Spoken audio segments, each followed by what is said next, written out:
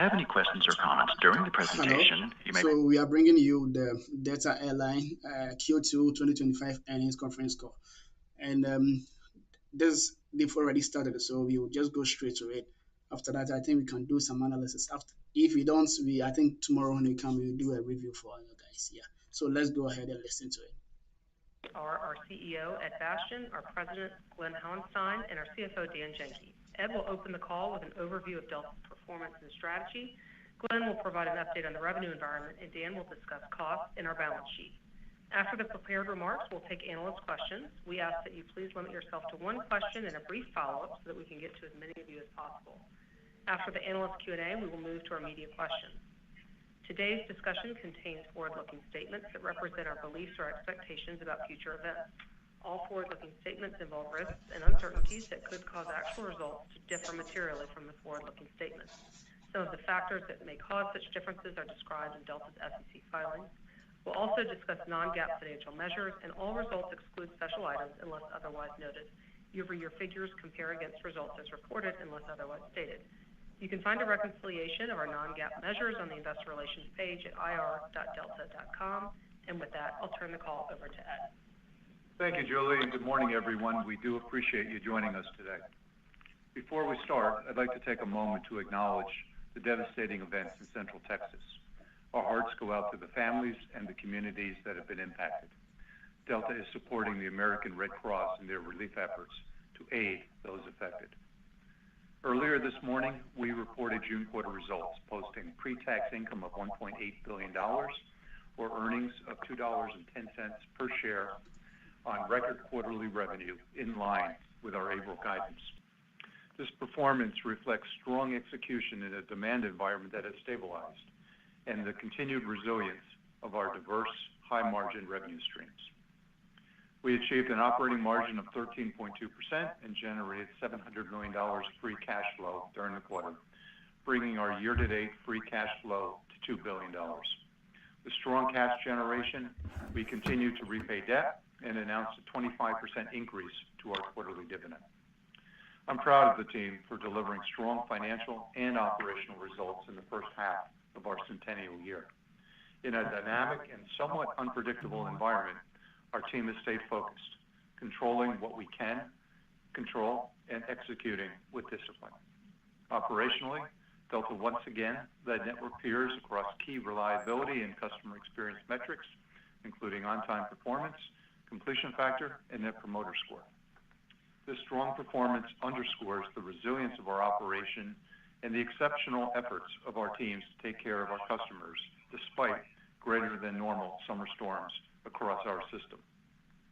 Consistent with Delta's longstanding commitment to industry-leading total rewards for industry-leading performance, we awarded our people with a well-deserved base pay increase of 4% during the quarter. And we're also on track for another industry-leading profit-sharing payout next February. Turning to demand, the environment has been stable since resetting to a lower growth rate earlier this year. Overall demand for air travel remains similar to last year, with softness largely contained to main cabin and particularly during off-peak periods. Diversified revenue streams, which make up nearly 60% of Delta's revenue, remain resilient. The fundamentals of the U.S. economy are solid. Our core consumer is in good shape and continues to prioritize travel, and affinity for Delta's brand has never been stronger. This is evidenced by the sustained strength of our premium products and our industry-leading co-brand card, with consumer spend growth on the Delta American Express card up double digits in the first half of the year. The recent passage of the reconciliation package creates certainty around tax policy, and with continued progress on trade negotiations, we expect both consumer and corporate confidence to improve in the second half of the year, creating the environment for travel demand to accelerate. On the supply side, we're encouraged by the industry's actions to align capacity with demand as we move beyond the peak summer period. Importantly, seats at the lower end of the market are scheduled to contract as carriers adjust to the environment and work to improve financial performance. Against this backdrop, Delta remains very well positioned. We have also adjusted to a lower growth environment, and as discussed in April, our focus is managing the levers in our control to generate strong earnings and free cash flow. This includes adjusting our capacity to match demand and aggressively managing our cost base to deliver on our commitments. For the September quarter, the midpoint of our guidance is for earnings per share flat to last year on low single-digit revenue growth and a double-digit operating margin. The upper end of our outlook positions us to deliver earnings for the first 9 months of the year that are flat with 2024. While not the growth we were planning for at the start of the year, this would represent solid performance in a very dynamic environment and highlights the durability of our business model, as well as the growing divergence that we're seeing across the industry. Reflecting our confidence in the business, we are restoring financial guidance for the full year. We expect to deliver earnings per share of $5.25 to $6.25 and free cash flow of $3 to $4 billion. This free cash flow outlook is within our long-term target range and enables us to pay down $3 billion of debt this year while also returning cash to shareholders. Looking beyond 2025, I am confident in our ability to deliver financial performance that is consistent with the 3 to 5 year framework we outlined for you last fall. In our 100th year of flight, our strategic focus is clear. We're continuing to invest in elevating the world's best airline, expanding our global footprint, and transforming through technology. Globally, we have strengthened our network through a portfolio of best-in-class partnerships, providing access to over 90% of global demand via nonstop or one-stop service. What sets our international strategy apart is how we create value through both our global partnerships and our equity investments in them.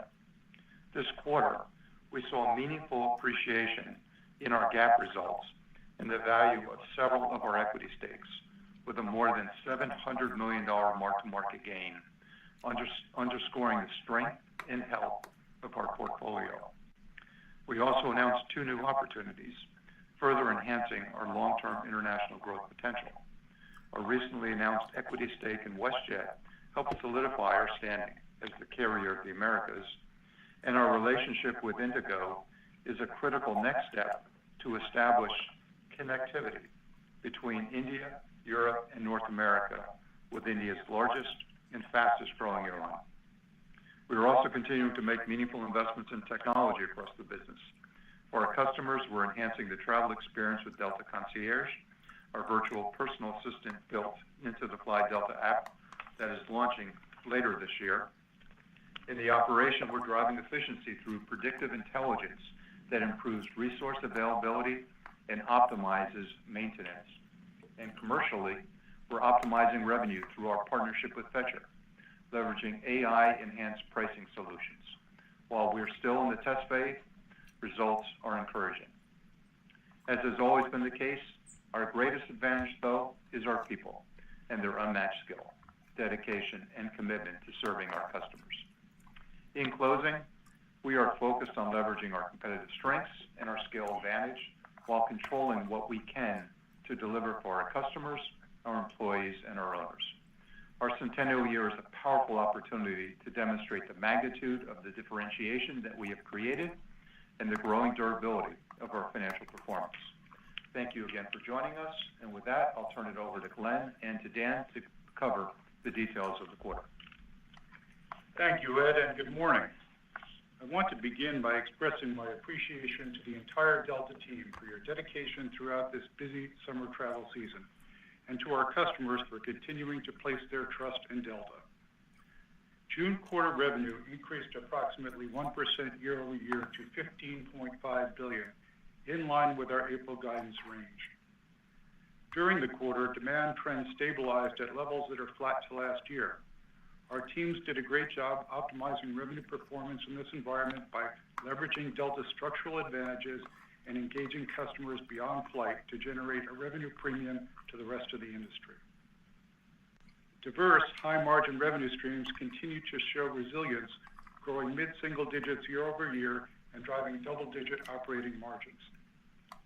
Premium revenue grew 5% over the prior year, outpacing main cabin. We are actively rolling out expanded premium cabins in both domestic and international markets and have recently begun booking tickets for travel this fall with our newly refined and further segmented cabin products. Early results are positive, and we expect this to be a long-term driver of margin expansion. Loyalty revenue grew 8% as customer engagement reached new records, with Millennial and Gen Z segments representing nearly 50% of our active member base. This positions us well to build long-term customer loyalty and capture more share of wallet through our expanding ecosystem. Our best-in-class partnership with American Express continues to grow and lead the broader consumer card industry. In the quarter, we saw a record level of spend on our card portfolio, highlighting both the strength of our customer and the appeal of our program. Remuneration from American Express was $2 billion, up 10% over the prior year on double-digit spend growth, and momentum in new card acquisitions. We remain on track for full-year remuneration of approximately $8 billion, providing durability to both earnings and cash flow. We benefit from a highly engaged, high-spending card member base, customers who are deeply loyal to Delta and possess strong credit profiles. Revenue from Delta's travel products portfolio grew 8%, with significant growth in cars, stays, and cruise products, as a record percentage of customers added travel products to their flight bookings. Cargo revenue grew 7% year over year on higher yields, and MRO revenue growth accelerated to 29% over prior year on higher volumes and work scopes. Corporate revenue improved modestly year over year, and Delta's share premium remains at historic highs. From a profitability perspective, margins are solid in all hubs and geographies, with our strongest margins in our domestic core hubs, where we have industry-leading scale and connectivity. International margins have structurally improved and become more durable, reflecting the success of our multi-year international transformation through strategic investments in network, fleet, and our partnerships. Main cabin margins remain soft across both domestic and international markets. We expect improvement as industry demand and supply rebalances, and we continue to make progress on our commercial initiatives laid out in Investor Day last year. Post-summer, we have proactively adjusted capacity to address areas of softness, with reductions in main cabin and off-peak flying beginning in August on a year-over-year basis. While consumer confidence has improved from the lows we saw earlier this spring, we're monitoring booking trends closely and leveraging Delta's strength to optimize revenue in this environment. For the September quarter, we expect revenue to be flat to up 4% year over year. Our outlook reflects stable demand across both consumer and corporate segments, with the midpoint similar to second quarter performance, excluding the impact from lapping the CrowdStrike-caused outage. Diverse revenue streams remain resilient, and as the industry further rationalizes domestic supply, we expect unit revenue trends to improve through the back half of the year. Internationally, while we are seeing some unit revenue pressure through the peak summer months, trends are improving as we move into the shoulder season, September and beyond. This is most pronounced in the transatlantic, where softness in European outbound travel is impacting July and August. At the same time, there is a continued shift from U.S. point-of-sale demand into the shoulder periods as consumers look to avoid peak crowds and summer heat. Our new markets are performing very well, and we look ahead to 2026. We're incorporating these evolving seasonal patterns into our international network planning to align with customer preferences and travel behavior. While focused on optimizing revenues and margins in the current environment, we are also making steady progress on our longer-term priorities. That includes investing in the travel experience, expanding customer choice, deepening loyalty to the Delta brand, and engaging customers beyond their flight. In the air, we continue to invest in expanding premium cabins and are elevating the Delta One experience with new premium amenities, and our rollout of fast free Wi-Fi for SkyMiles members is nearly complete. On the ground, we're expanding our clubs and premium lounge footprint. Just a few weeks ago in Seattle, we opened a new Sky Club and our fourth Delta One lounge. With 57 clubs and lounges, Delta customers have access to the largest and most awarded lounge network of any U.S. airline. We are also growing the value of SkyMiles memberships by expanding ways to earn miles beyond travel, including our newest partnership with Uber, which launched during this quarter. In closing, our consistent improvement strategy is delivering a sustained unit revenue premium and returns well in excess of our cost of capital. Our ability to deliver these strong results while the broader industry works to reestablish equilibrium underscores Delta's growing differentiation and enduring leadership position. And with that, I'll turn it over to Dan to talk about our financials. Thank you, Glenn, and good morning, everyone. For the June quarter, we delivered pre-tax income of $1.8 billion with an operating margin of 13.2% and earnings of $2.10 per share, consistent with our April guidance. Non-fuel unit cost growth of 2.7% was similar to the March quarter. Cost execution continues to be an important focus across the enterprise. I'd like to thank the teams for delivering strong results in line with our expectations, despite a challenging operating environment. Severe weather impacted operations throughout the quarter, with the number of irregular operation days more than 50% higher than last year and our historical average. For the first half of the year, operating cash flow was $4.3 billion, and after reinvesting $2.3 billion in the business, we generated free cash flow of $2 billion. Strong cash generation supported debt paydown of $1.5 billion through the first half, with gross leverage ending at 2.5 times. After reinvesting in the business, debt reduction remains our top capital allocation priority. Delta is investment grade rated at all three major credit agencies, has a fully funded pension and significant unencumbered assets, and secured debt capacity. In addition to using cash flow for debt maturities, we are opportunistically prepaying and refinancing high-cost debt where we can drive economic benefit. During the quarter, we successfully completed a $2 billion unsecured note offering and achieved a blended rate of 5.1%. This transaction creates a marker for the industry and demonstrates the strength of our investment-grade balance sheet, which has an average cost of debt of 4.6%. At the same time, we are committed to shareholder returns. We recently announced a 25% increase to our quarterly dividend starting in the third quarter, bringing our annual commitment to approximately $500 million. And at our current price, this puts our annualized dividend yield at 1.5%, and that's ahead of the S&P 500 average. Now, turning to our outlook. For the September quarter, we expect earnings of $1.25 to $1.75 per share, and a 9 to 11% operating margin, and that's compared to 9.4% last year.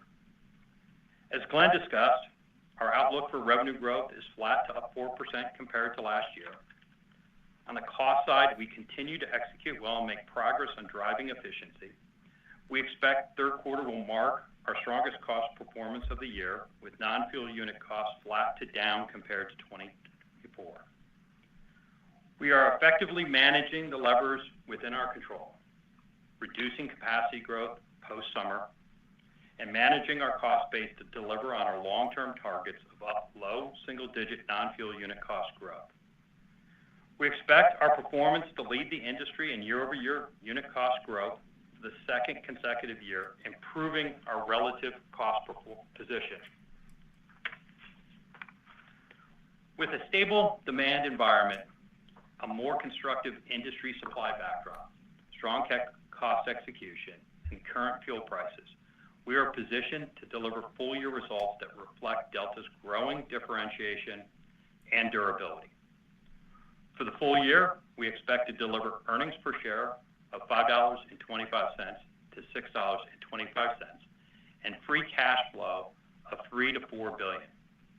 This free cash flow outlook is within our long-term target and enables us to pay down $3 billion of debt while also returning cash to shareholders. Looking beyond 2025, we remain confident in our ability to achieve our long-term financial targets we outlined last November, delivering on margin expansion, durable earnings and cash flow, and reducing leverage to the lowest level in company's history. This confidence is grounded in Delta's enduring competitive advantages, positioning us to generate sustained value for our owners. In closing, I want to extend my sincere thanks to the entire Delta team for their dedication to one another and to our customers, especially during this busy summer travel season. And with that, I'll turn it back to Julie for Q&A. Thank you, Dan. Matthew, can you please remind the analysts how to enter the question queue? Certainly.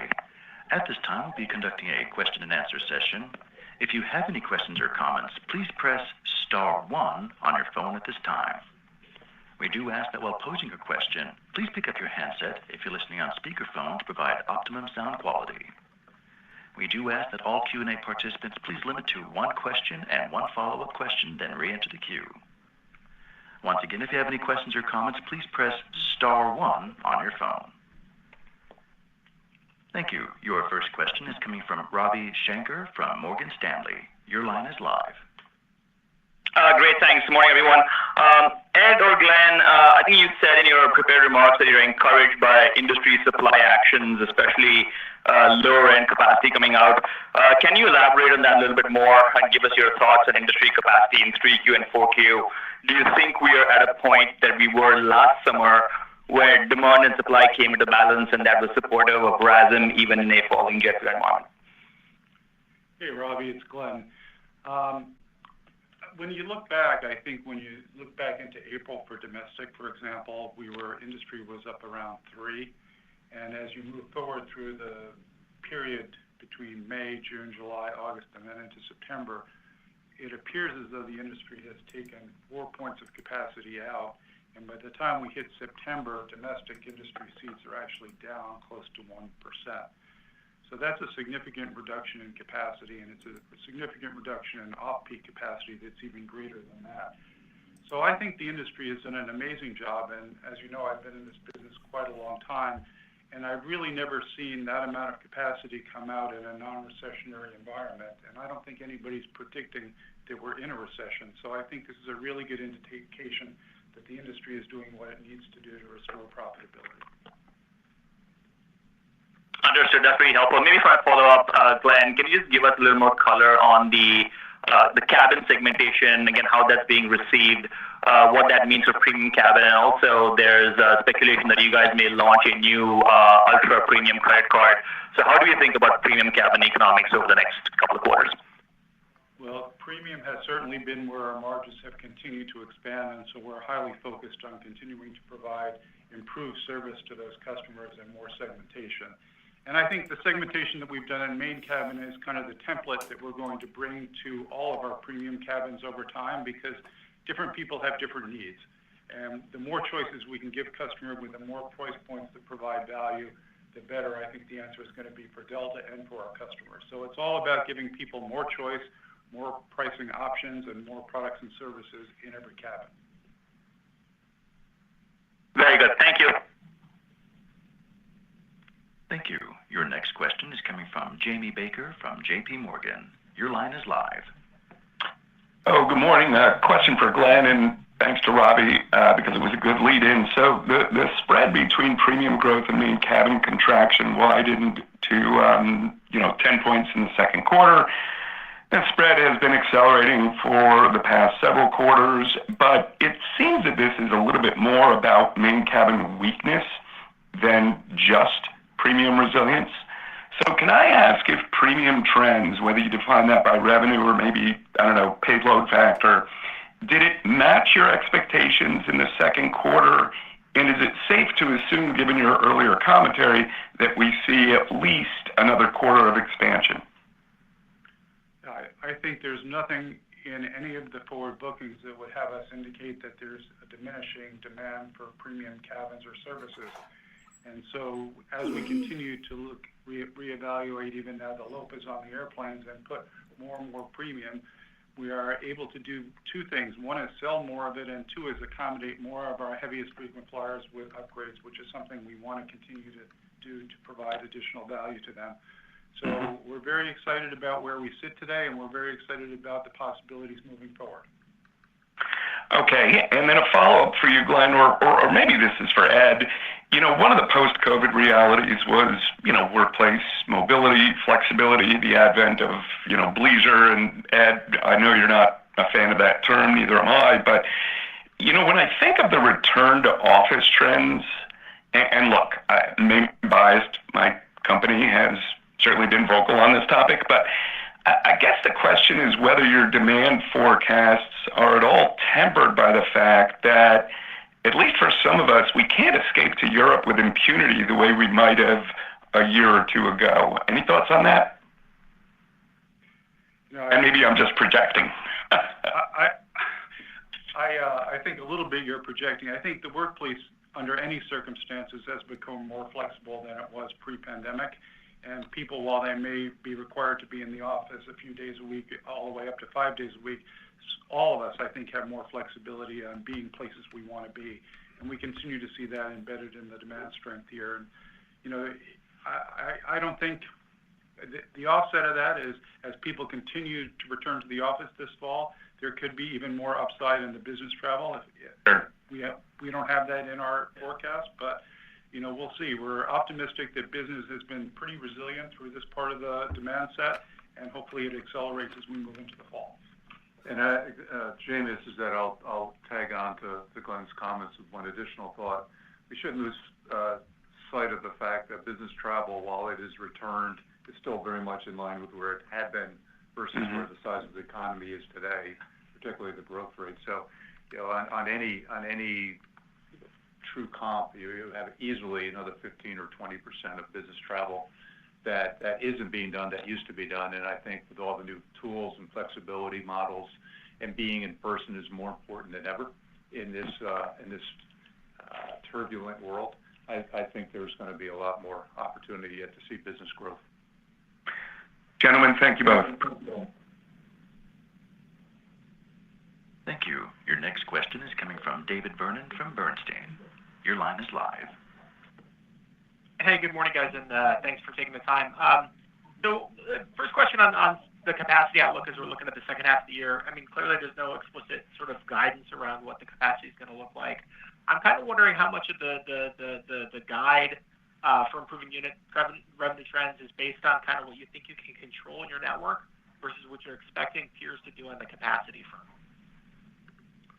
I'm sorry, you were kind of fading out at the end of that question. Could you just repeat? Yeah, I'm trying to figure out, how much of the guide for 2H is based on what you think you can control in your network versus what you're expecting peers to do on the capacity front, right? Are you kind of building the forecast based on what you're expecting the industry to do, or based on what you think you can do within your customers in your network? I think it's a combination of both.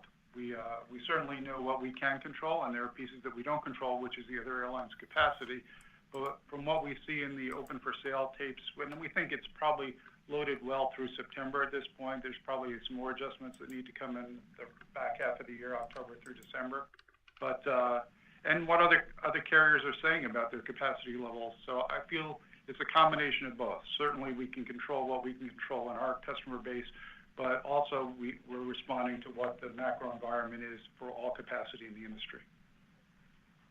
All right, thanks for that. And then maybe as a bigger picture question on aircraft deliveries, right? Last time we spoke, the tariff news had just hit, and people were kind of trying to figure out what this is going to mean. Do you have any updated thoughts on how tariffs are going to impact the order book, and what are the discussions that you're having right now around with industry or with the government around trying to make sure we don't see disruptions in the order book? Well, my thoughts, David, haven't changed. We're not planning on paying any tariffs for aircraft deliveries, and that's a pretty strong point of view here on the Delta side. That said, we are encouraged by the progress that we see happening in the discussions in Washington. We are heartened by the UK-US acknowledgement in the recent trade agreement that the 1979 Aviation Act, where there would be no tariffs and on a reciprocal basis, would be honored. and we hope that template will continue in future negotiations. Our industry is one that's maybe unique in our country's economy, in which the size of the surplus that we throw off, given the strength of our industry for aviation and aerospace, is the largest in the world. And this is not an area where tariffs would do anything but hurt U.S. companies and consumers. All right, thank you. Thank you. Your next question is coming from Tom Fitzgerald from TD Cowen. Your line is live. Hey everyone, thanks so much for the time. I wanted to touch in on your comment on Fetcher. I think back at the Investor Day, you mentioned that their revenue management solutions were being deployed on about 1% of the network. I was wondering if you could tell us where that number stands today, and then just provide a little more details on what you've learned with another 6 months of experimenting with AI and revenue management. So today we're about 3% of domestic, and that's our goal is to have about 20% by the end of the year, and that's a goal. I mean, we can report back on what the actual numbers are, but you have to train these models, as you might, and you have to give it multiple opportunities to provide different results. So we're in heavy testing phase. We like what we see. We like it a lot, and we're continuing to roll it out, but we're going to take our time and make sure that the rollout is successful, as opposed to trying to rush it and risk that there are unwanted answers in there. So the more data it has and the more cases we give it, the more it learns, and we're really excited about it, and we're really excited about partnering with Fetcher. Okay, that's really helpful. Thank you so much. And then just as a follow-up, you sounded constructive on corporate today. I'm just curious what you're hearing from some of your key accounts for the post-Labor Day environment, and then how you characterize demand across some of the different sectors like financial services, tech, autos, agriculture, et cetera. Thanks again for the time. Sure. Most of our survey results indicate that people are going to spend the same or more, and they usually do that. So we'll see as it materializes. But as far as the sectors go, really the favorable sectors are banking, consultancies, and technology, and the laggards are autos and manufacturing, which is kind of surprising given the way the government is trying to bring manufacturing back. So hopefully those will turn around here in the not too distant future.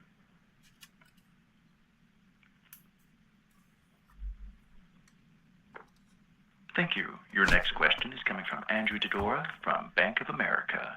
Your line is live. Hi, good morning, everyone. So, Ed, you mentioned on TV this morning that you see the consumer pullback starting to wane here. What are the biggest data points that you see driving it today? And can you potentially quantify what you see in your booking curves to support that right now?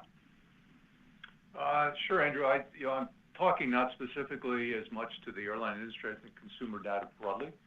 If you look at any measure of consumer confidence, it certainly took a big dip in the early part of the year, and then again in April after the Independence Day or Liberation Day, announcements were made, and has been slowly starting to climb back. I think our consumer, particularly, who I'm also speaking to, is a consumer that has not been nearly as impacted by many of the consumers that are pulling down some of those surveys, that be the lower income survey. Our target consumer is a household with $100,000 or more of annual earnings, which is not, by the way, an elite definition. That's 40% of all U.S. households. And that cohort has accumulated a significant amount of wealth in the post-COVID era. And we were worried, I think, in earlier part of the year about the wealth effect, what's going on in markets and other financial instruments. But that's corrected itself. The market's beyond where it was even at the start of the year. So we look at a lot of data points. We talk to a lot of businesses, a lot of leaders, and there's a growing sentiment of confidence moving forward and ready to move our economy forward. One other thing that I did get a chance to talk about this morning. The first quarter actual results came in, and the economy actually shrank a bit, just a tad, the U.S. economy. and you know how highly correlated airline revenues are to the overall economy. The most recent Fed data is expecting in the second quarter and the full year overall U.S. economic growth to decline, but still be positive at 1.5% point. So, you have a lot of data in there, and you try to read through that, but there seems to be growing optimism, but clearly we still have a long ways to go. And if I could just add, in fact, Ed, I've been hoping we get a question in regards. We had our highest cash sales day in the month of July, for the month of July, in the 100-year history yesterday. So advanced bookings are doing well, and people are starting. I think at the beginning, when people were fearful, we saw the further out bookings going away. We see those starting to return again, and hopefully those trends continue. Got it. Thank you for those thoughts. Then just Ed, the $3 to $4 billion of free cash flow in this environment, I think is pretty powerful. I know you've been repaying debt, you increased the dividend, but how should we think about the deployment of future cash flow, particularly in respects to a buyback here? Thank you. Well, as you know, Andrew, we did file a shelf for a $1 billion buyback. In this environment, our priority continues to be debt repayment and the growth that we recently announced around the dividend. It's a 3-year shelf. I fully anticipate over the course of the 3 years we will exercise that for share repurchases. But in the interim period, we're still heavily focused on debt reduction. Great, thank you. Thank you. Your next question is coming from Connor Cunningham from Melius Research. Your line is live. Hi, everyone. Thank you. I've had a lot of questions on visibility today, and so I'm just trying to get a little bit more confidence in. I know you're not guiding 4Q, but you can back into it, obviously, and it's your assumptions kind of assume a fairly substantial. I don't want substantial, but a pretty meaningful move in unit revenue performance, maybe an inflection in the fourth quarter. So just trying to understand, can you just frame up the confidence there? It just seems like it's much more U.S. domestic focused now than it is international. Maybe you could talk about the geographies within the context of what you're seeing in 4Q. I know it's early. Thank you. Sure. I think we have the most visibility on long-haul international, which is inflecting up as you head out of the peak summer into the shoulder season. So that's part of the base of what we see transforming to a better result in the fourth quarter than the third quarter in terms of unit revenue performance. And then, of course, the domestic is hopefully going to inflect back to positive here. And all forward bookings indicate that it is moving in the right direction. And sometime this fall, I would believe that we would inflect back into positive. I'm not predicting the date yet, but the indications of the early bookings are a much better base than we had for the peak summer at 60 or 90 days out. And Connor, this is Ed. To add on to that, it's also one of the reasons we gave a pretty wide range in terms of the full year guidance. I know everyone focuses on the midpoint. We're not that good in terms of that level of accuracy, and we do have a pretty wide range still, given we know there's a lot more to come yet. Okay. And maybe I can go back to Andrew's comments on free cash flow. The $3 to $4 billion. It's great that we're talking about that again. I'm just trying to understand it. It seems somewhat counter-seasonal in the second half, and I was hoping you could just bridge to how you get there. Driving the incremental $1.5 billion. Is there something within the tax code, the changes to the tax bill that drive up that a little bit? And maybe you can give an assumption around your long-term cash taxes, just given the new tax bill. That would be helpful. Thank you. Yeah, Connor, thank you. Maybe a couple things. I'll start with taxes just to clear that and then move to the cash flow drivers on. Cash taxes, as we talked about last November and came into the year, we expected to be a cash taxpayer in the mid kind of single-digit level this year. But with both the change in the demand and profitability environment, that won't transpire. And now we get the benefit of permanency or close to permanency as it relates to depreciation acceleration. So that will at least be deferred a full year. So potentially a low single digit cash taxpayer next year, and then that would march up over a longer term period, multiple year period to kind of mid-teens is how we see it today. But that will adjust as we learn more and look at our growth plans and our fleet plans associated with that in the underlying business. As it relates to cash flow, think about where we are through the half at $2 billion. Things that as we go into the back half of the year, we're currently looking at all our investments and the pacing of that, and that's one lever that we have.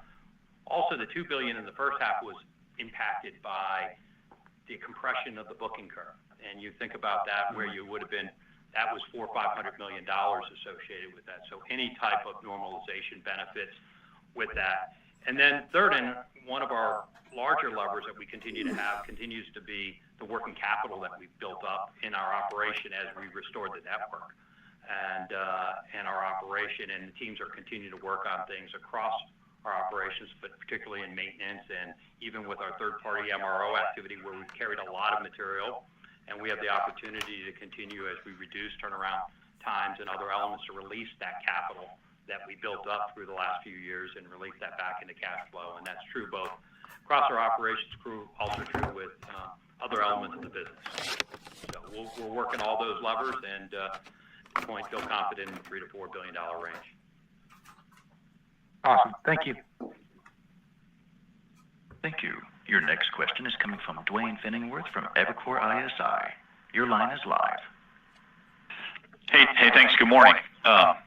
Wanted to ask you a couple of credit card related questions, a data question and a growth question.